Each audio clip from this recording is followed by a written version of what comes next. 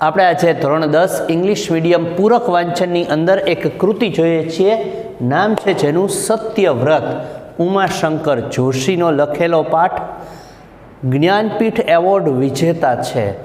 યાદ રાખજો, તમે લોકો આ કોઈ લેખકને રેગ્યુલર ભણ્યા ન હો, પરંતુ આડકતરી રીતે પણ ભણ્યા હો તોય તે તમારા માટે આ જાણવું બહુ જરૂરી છે. ગુજરાતી ભાષામાં માત્ર ને માત્ર 4 જ વ્યક્તિને આ મહાન એવોર્ડ મળેલો છે. એમાંના એક એટલે ઉમાશંકર જોશી. ભારતનો ખૂબ જ મોટો એવોર્ડ, જ્ઞાનપીઠ એવોર્ડ એમને પ્રાપ્ત થયેલો છે. અરવલ્લી જિલ્લાના બામણા ગામના વતની તેઓ. તેમણે કવિતા, વાર્તા, એકાંકી, નિબંધ, વિવેચન આવા અનેક ક્ષેત્રોમાં કામ કરેલું છે. એમણે અનુવાદ, સંપાદન એ પણ કાર્ય કરેલા છે. આમ જોવા જઈએ તો ભારતના જે અગ્રગણ્ય આગળ પડતા વિદ્વાનોમાં એમનું નામ હતું. વિશ્વશાંતિ, ગંગોત્રી, નિશીથ, વસંત વર્ષા, ધારાવસ્ત્ર, સપ્તપદી તેમના કાવ્ય સંગ્રહો છે. તેમણે પાચીના નામનું અને મહાપ્રસ્થાન નામના પદ્ય નાટકોના સંગ્રહો પણ આપેલા છે. એમણે શ્રાવણી મેળો, વિસામો આ બધા વાર્તા સંગ્રહ આપ્યા છે. સાપના ભારા અને હવેલી એ એના નોંધપાત્ર એકાંકી સંગ્રહો છે. સમસંવેદન, કવિની શ્રદ્ધા, કવિની સાધના, અખો એક અધ્યયન એ એના મહત્ત્વના વિવેચન ગ્રંથો છે. ટૂંકમાં બહુ જ સારું લખાણ ગુજરાતી સાહિત્યમાં કર્યું છે. આમને રણજીતરામ સુવર્ણચંદ્રક, ભારતીય Sahitya Akademi award, Soviet land પુરસ્કાર, આ પણ બહુ મોટો એક પુરસ્કાર છે. કુમાર આસન પુરસ્કાર તથા જ્ઞાનપીઠ પુરસ્કાર, એટલા પુરસ્કારો એમને પ્રાપ્ત થયેલા છે. સાહિત્ય અકાદમીના પ્રમુખની જવાબદારી પણ એમણે સ્વીકારેલી અને ખૂબ સારી રીતે કાર્ય કરતા રહ્યા હતા. બોર્ડ ઉપર આ છે એ થોડું ઉપયોગી માહિતી છે, પહેલાં લખી લો, પછી આપણે એક સરસ કૃતિ આ સત્યવ્રત નામની શરૂ કરીએ છીએ. ઉમાશંકર જોશી, સત્યવ્રત એ પુસ્તકનું નામ. જ્ઞાનપીઠ એવોર્ડ વિજેતા, સોવિયેટ લેન્ડ પુરસ્કાર પણ એમને પ્રાપ્ત થયેલો.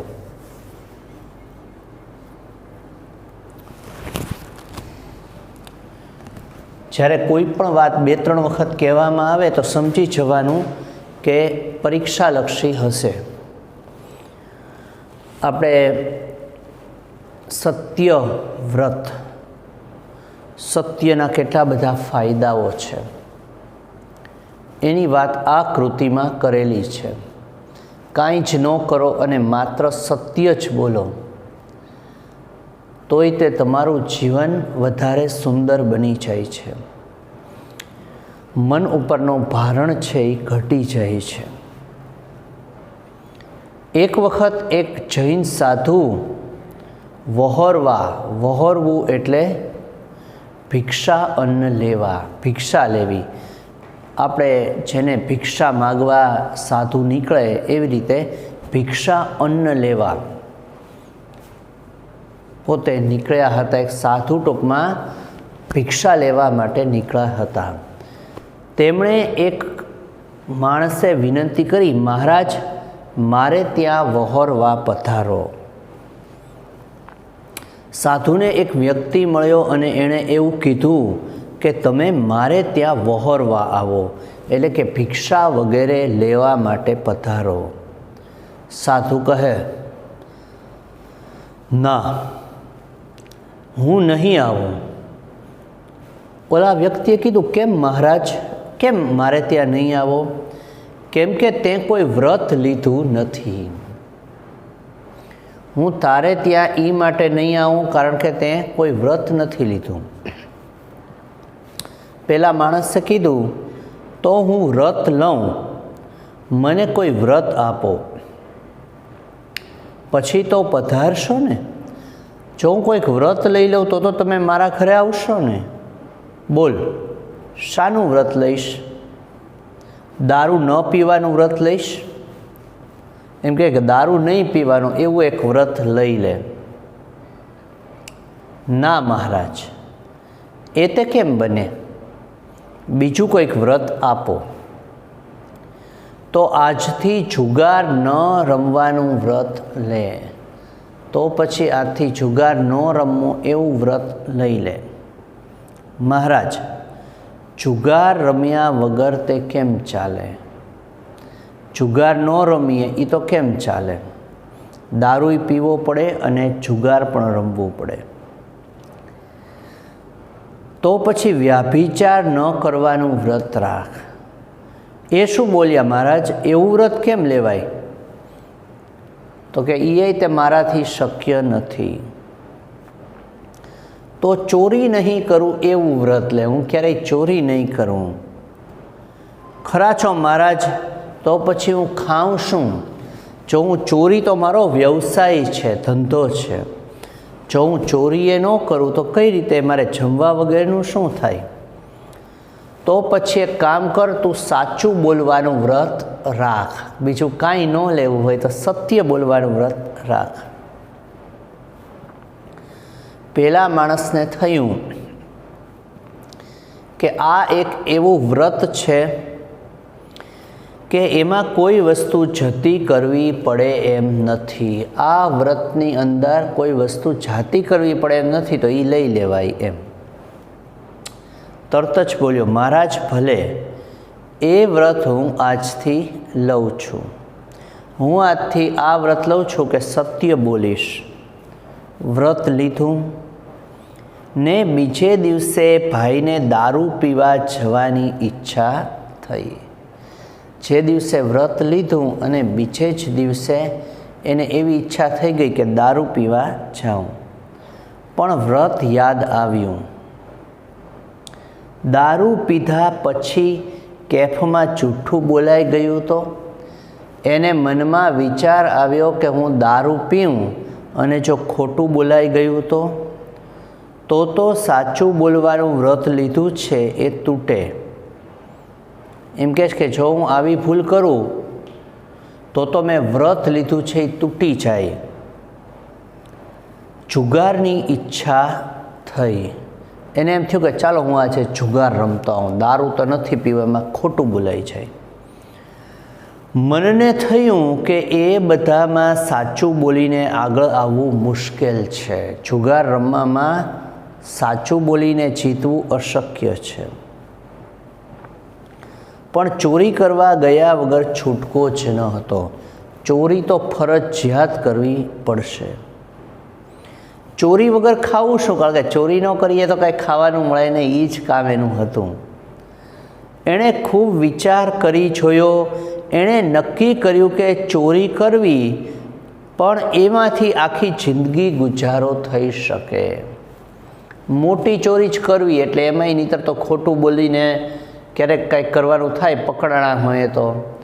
એટલે એક જ વાર બહુ મોટી ચોરી કરવી. એકવાર ચોરી કરી આવીને પછી ઘરમાં બેઠા બેઠા ખાવું. બહાર નીકળીએ તો જૂઠું બોલવું પડે ને. જો ઘરની બહાર નીકળીએ તો જૂઠું બોલવું પડે, પણ એવા પ્રસંગો જ નહીં આવવા દેવાના. ચોરી પણ એવાને ઘેર કરવી જેની પાસે સૌથી વધુ ધન હોય. એવો તે વળી કોણ હોય? એને વિચાર આવ્યો કે ચોરી હંમેશા મોટી જ કરવી, પણ એવું કોણ હોય? લાવ, રાજાને ત્યાં જ ખાતર પાડવું. ખાતર પાડવું એટલે ચોરી કરવી.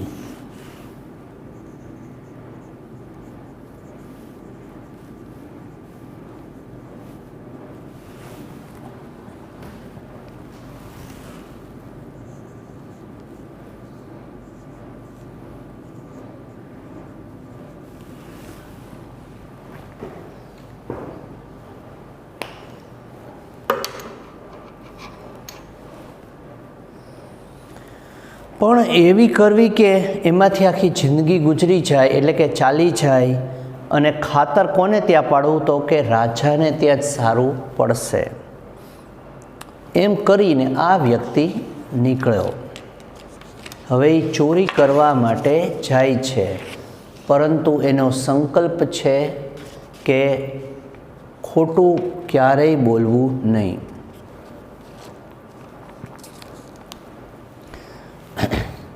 રસ્તામાં સિપાઈ મળ્યા, રાજાના સિપાઈઓ મળ્યા. અલ્યા ઊભો રહે, કોણ છે? પેલો કહે ચોર છું. એને સાચું બોલવાનું વ્રત હતું ને, ખોટું ન બોલ્યો. એ સિપાઈઓએ પૂછ્યું ક્યાં જાય છે? પેલો કહે રાજમહેલમાં ચોરી કરવા. હવે સિપાઈઓએ કહ્યું કે આ તો કોઈ ગાંડો લાગે છે. એને એમ થયું પાગલ વ્યક્તિ હોય એ જ સિપાઈ આગળ આવી વાત કરે. એમણે એને જવા દીધો. રાજદરબારની દોઢી આગળ પણ એ જ પ્રમાણે થયું. રાજદરબારની અંદર પોતે જવા જાય છે, ત્યાંય તે આવા જ બધું બને છે અને અંતે એ અંદર સુધી ચાલ્યો જાય છે. ચોર રાજમહેલ પાસે આવ્યો.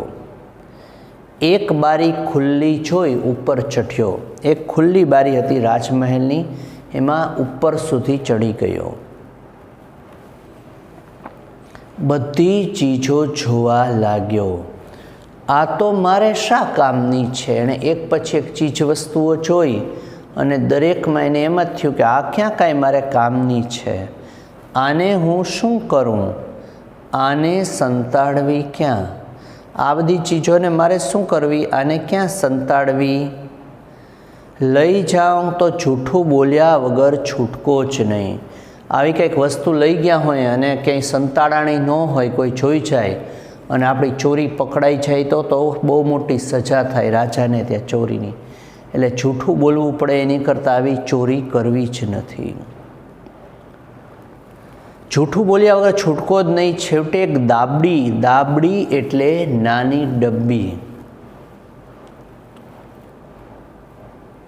દાબડીનો અર્થ થાય નાની. આ પાઠમાં ટૂંકમાં આ અર્થમાં છે.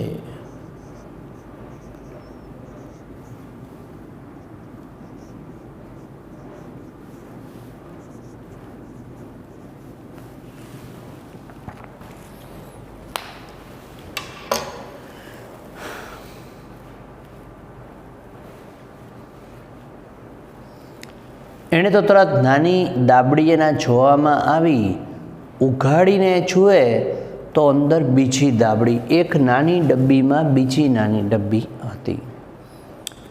એમાં જુએ તો 7 રત્નો, 7 બહુ મોંઘા રત્નો હતા.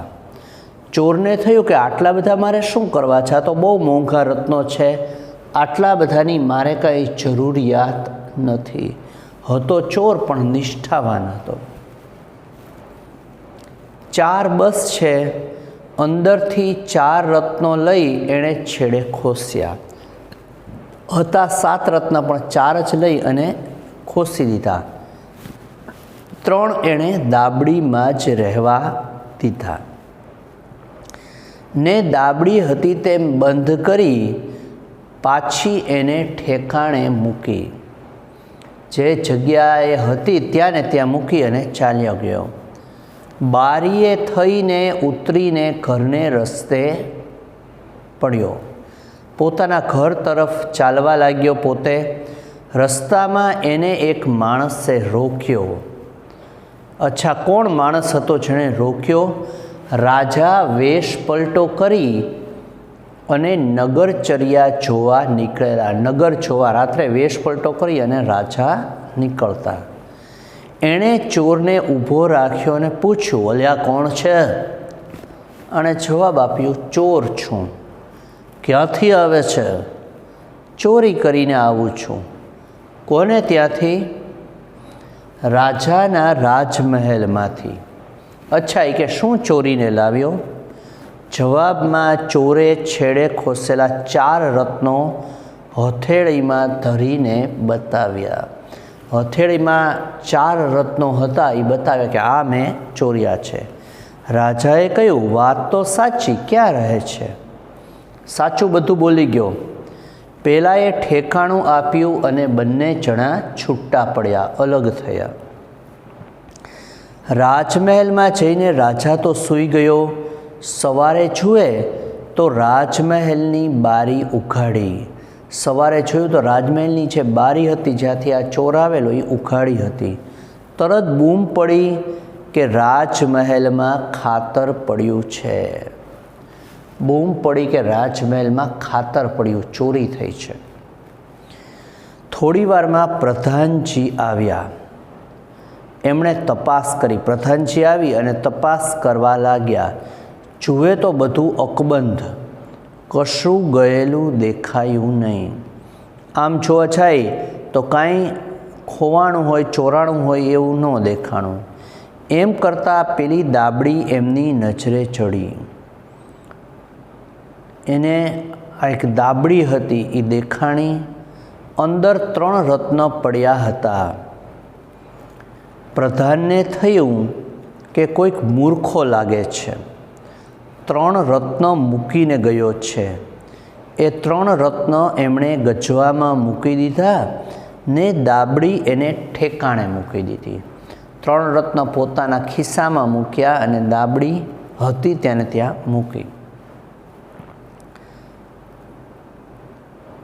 રાજા પાસે જઈને પ્રધાનજીએ કહ્યું, મહારાજ, બીજું બધું તો સલામત છે, બધું હતું એમનું એમ. પ્રધાને 3 રત્નો લઈ લીધા અને પછી કીધું બધું સલામત છે, માત્ર દાબડીમાંના પેલા 7 રત્નો છે એ ચોર લઈ ગયો છે. રાજા કંઈ બોલ્યો નહીં. એટલું જ કહ્યું કે જલ્દી ચોરને પકડી લાવો. ખાલી એટલું જ બોલ્યા કે જે ચોર હોય એને ઝડપથી પકડો.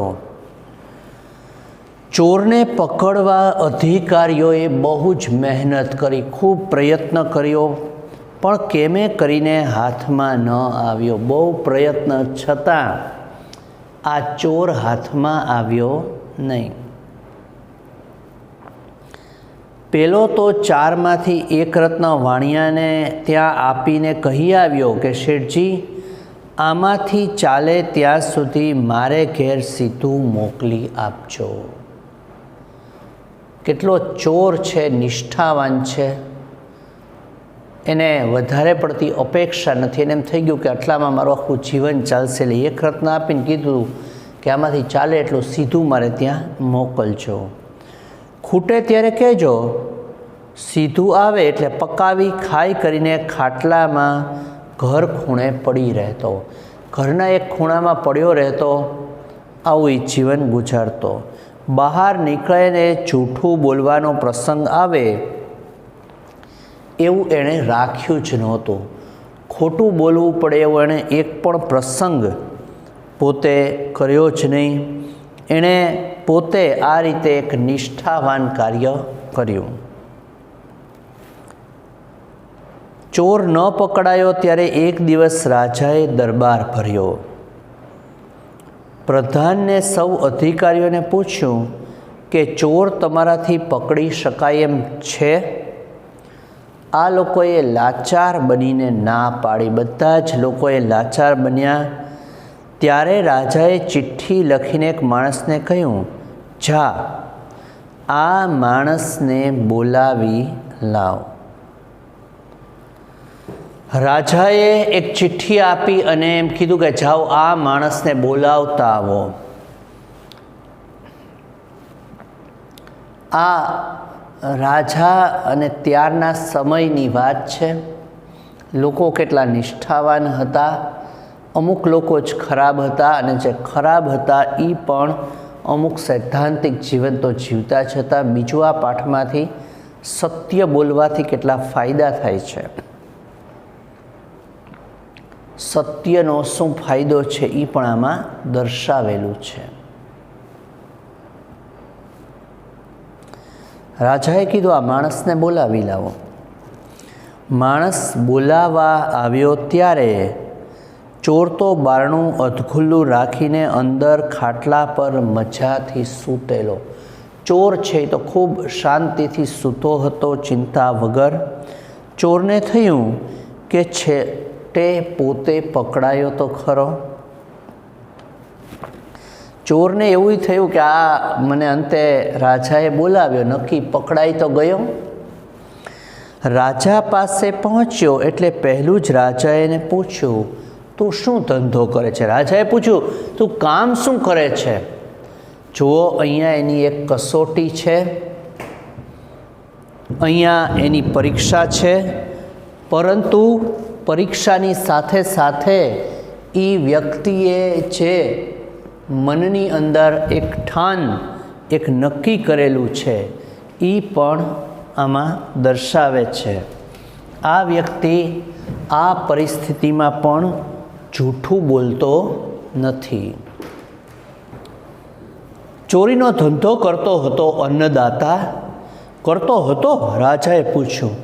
હવે કરતો નથી? પહેલાં તું ચોરી કરતો હતો, હવે નથી કરતો? ના મહારાજ, પહેલાં કરતો હતો, હવે નથી કરતો. હું પહેલાં ચોરી કરતો હતો પણ હવે નથી કરતો. ક્યારથી નથી કરતો? રાજાએ બીજો પ્રશ્ન પૂછ્યો, કારણ કે રાજાને ખબર જ હતી કે આ એ જ ચોર છે જેણે ચોરી કરી છે. અને રાત્રે રાજા એને વેશ પલટો કરી એને મળ્યા હતા. બધા લોકો નિષ્ફળ ગયા ત્યારે રાજાએ એને આ રીતે બોલાવ્યો. ક્યારથી તું ચોરી નથી કરતો? તો કહે છે કે રાજમહેલમાંથી ચોરી કરી ત્યારથી નથી કરતો. રાજમહેલમાંથી શું ચોરી ગયો હતો? રાજા પ્રશ્ન પૂછે છે. તો કે રત્નો. કેટલા? રાજાએ બીજો પ્રશ્ન. 4. એ રત્નો ક્યાં છે? તો કે 3 રત્નો મારી પાસે જ છે. અને ચોથું પેલા પાઘડીવાળા શેઠ બેઠા છે એમને ત્યાં છે. જે કે અહીંયા આગળ પાઘડીવાળા શેઠ છે એને મેં આપેલું છે. શેઠ તો ગભરાઈ ગયા. રાજાજી, મને ખબર નહીં કે આપને ત્યાંનું હશે.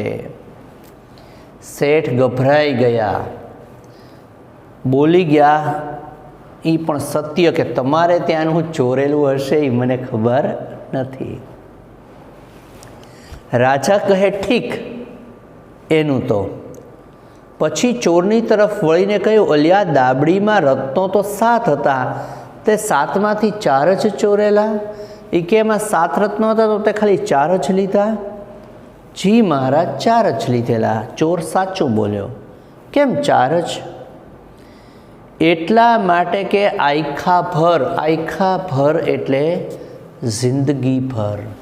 આયખા ભર એટલે જિંદગી ભર. પેટ ગુજારો કરવા માટે પૂરતા હતા, મારું જીવન ચાલે એના માટે આ પૂરતા છે. તો બાકીના 3 ક્યાં ગયા?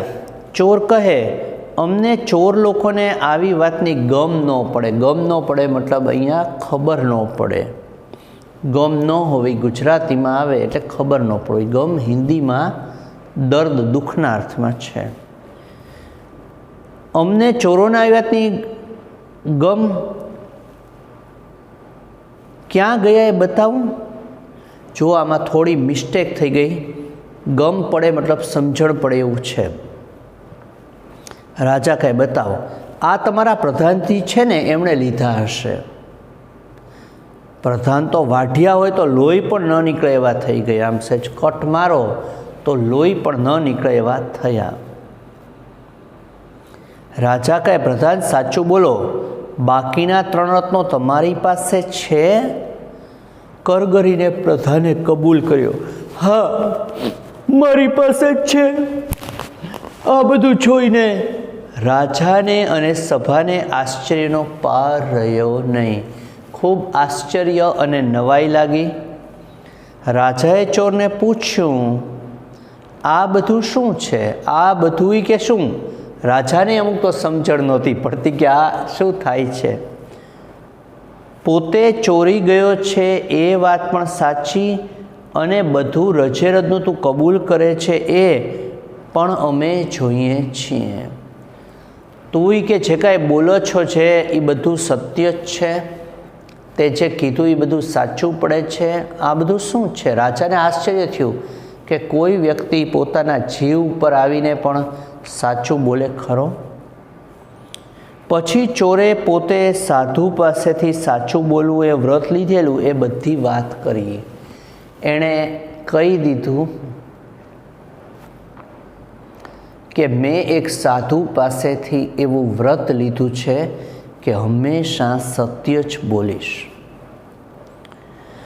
આખી સભા ચકિત થઈ ગઈ. આખી સભા છે એ નવાઈમાં પડી ગઈ. રાજા પ્રસન્ન થયો. રાજા પણ ખૂબ ખુશ થઈ ગયો.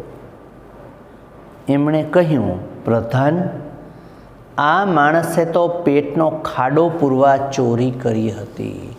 પેટનો ખાડો પૂરવા મતલબ પોતાનું જીવન ગુજારવા. અને છતાં પણ સાચું બોલવાનું ક્યાંય ચૂક્યો નથી. આણે પેટનો ખાડો પૂરવા એટલે કે પોતાનું જીવન વધારે સારી રીતે જાય એટલા માટે એણે આ કાર્ય કર્યું હતું. પરંતુ આ માણસ છતાં પણ ખોટું બોલ્યો નહીં. અને તમે તો ખાવા પીવાની કશી ખોટ ન હતી, તમને તો કાંઈ જ તકલીફ નથી, અને તોય વધુ સંગ્રહ કરવા 3 રત્નો ચોરી ગયા. તમારે તો કાંઈ તકલીફ નથી, તમે તો એના પ્રધાન છો, તોય ચોરી ગયા. તો જે જગ્યાએ જેને જવાનું હતું તે જગ્યાએ કેદખાનામાં તમે જાઓ. આ ચોરને જે કેદખાનામાં મોકલવાનો હતો ત્યાં હવે તમે ચાલ્યા જાઓ. અને અહીં તમારી જગ્યાએ પ્રધાન પદે હવેથી સત્યવ્રત બેસશે. આજથી અહીંયાનો પ્રધાન છે એ સત્યવ્રત બનશે. તો આવી રીતે માત્ર ને માત્ર સત્ય બોલવાના આટલા બધા ફાયદા થયા છે. જે વ્યક્તિ એના જીવનની અંદર ક્યારેય તે અસત્યને સ્થાન નથી આપતો એને બહુ મોટી સફળતા પ્રાપ્ત થાય છે. આ સંસ્કૃતિ નામના માસિકમાં એમણે આપેલી કૃતિ હતી. ખૂબ જ સુંદર મજાનો પાઠ આપણે જોયો. આમાં 2-3 જે સમાનાર્થી શબ્દો છે એ આપણે એની થોડી ડિસ્કસ કરી લઈએ. કેફનો અર્થ થાય નશો. યાદ રાખજો કે ગ્રામર સેક્શનમાં સમાનાર્થી, વિરુદ્ધાર્થી આ બધું યાદ રાખવાનું જ છે. ક્યારેક ક્યારેક એમાં થોડા ફેરફારો થઈ શકે. ગુજારો એટલે ગુજરાન કે ભરણ પોષણ કરવું. કરગરવું એટલે કે આમ જેને કહેવાય કે આપણે વિનંતી કરવીના અર્થમાં કાલાવાલા કરવા, આજીજી કરવી, વિનંતી કરવી, પણ બહુ દયામણા થઈને કરીએ ને એને કરગર્યું કહેવાય. ખાતર પાડવું એનો અર્થ થાય ચોરી કરવી. આપણે આ જોયું ઉપર. આ રૂઢિપ્રયોગમાં પણ આવે. લાચાર એટલે વિવશ, નિરુપાય, જેનો કોઈ ઉપાય ન હોય તે. આયખાભર એટલે જીવનભર, આખી જિંદગી. હું ધીમે ધીમે એ માટે બોલું છું, તમે સાથે લખી પણ શકો. પ્રસન્ન એટલે આનંદિત.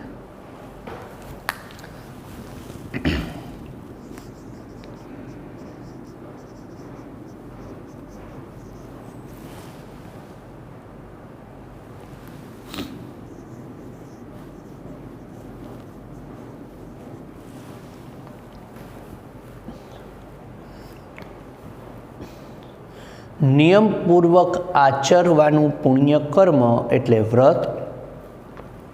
હવે એક બીજો શબ્દ સમૂહ છે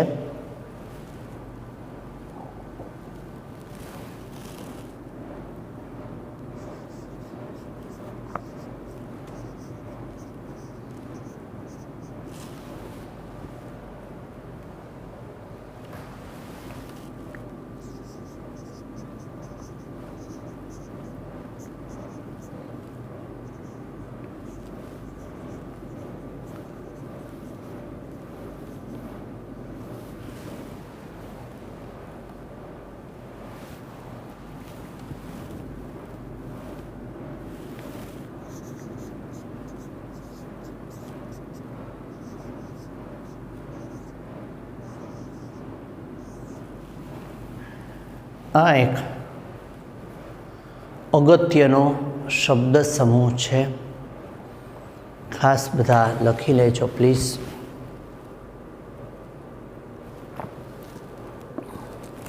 લખતા રહેજો.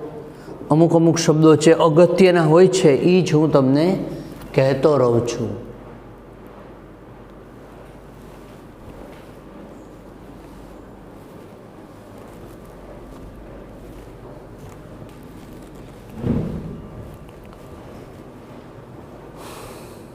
આ સંસ્કૃતિ નામનું મેગેઝિન છે એમનું હતું, એમાંથી લેવામાં આવેલું છે.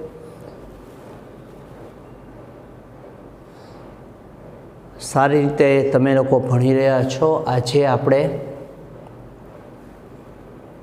આની પછીની એક કૃતિનો સામાન્ય પરિચય મેળવીએ છીએ. પહેલાં થોડો આપણી પાસે સમય પણ છે. સાંઈરામ દવેની કૃતિ છે. આપણે બહુ જાણીતા હાસ્યકાર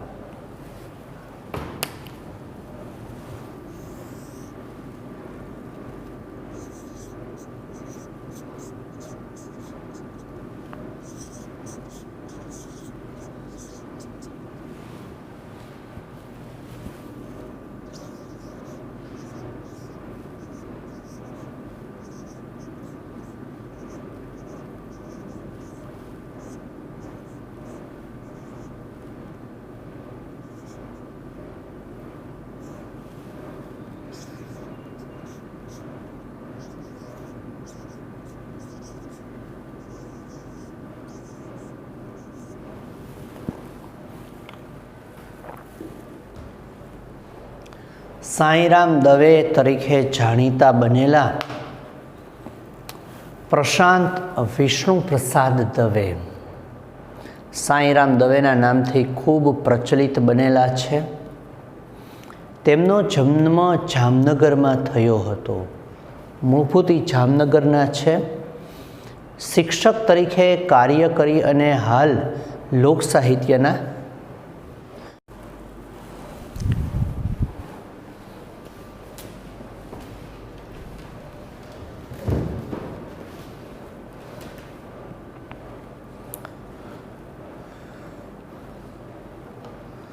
હસતા અક્ષર